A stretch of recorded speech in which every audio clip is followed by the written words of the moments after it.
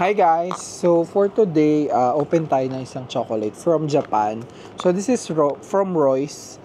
Pistachio chocolate nakalagay. So let's check kasi 'di ba may viral video yung yung mga kumakain ng chocolates from Dubai na pistachio. So tingin ko baka ganito rin itsura nun eh. So try natin. Sana ganito din.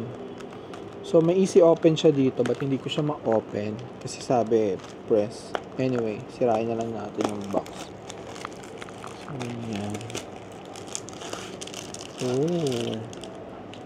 So ganito siya. Hindi ko maalala pero alam ko 1,000 plus yen lang to.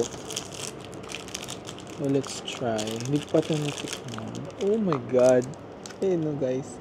So, sealed siya. And then, Royce, nakalagay dito sa packaging. And then, malaki siyang chocolate. Ayan o. So, as in, malaki talaga. So, guys, check nyo. Oh. Gold bar, as in, yung chocolate bar na siya, di ba? So, imagine nyo yung daliri. So, let's check. Sana, ganun ang loob niya. Unfortunately, ayaw. Hindi siya mabali.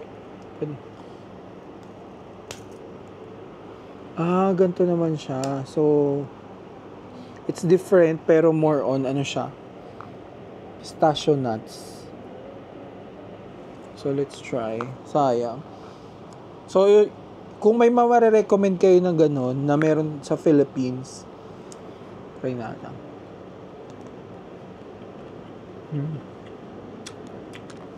Sarap.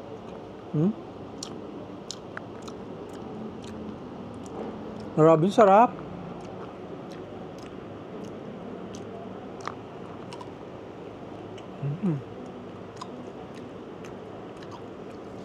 Ano ba meron dito? Kala mo babasa eh. Sarap.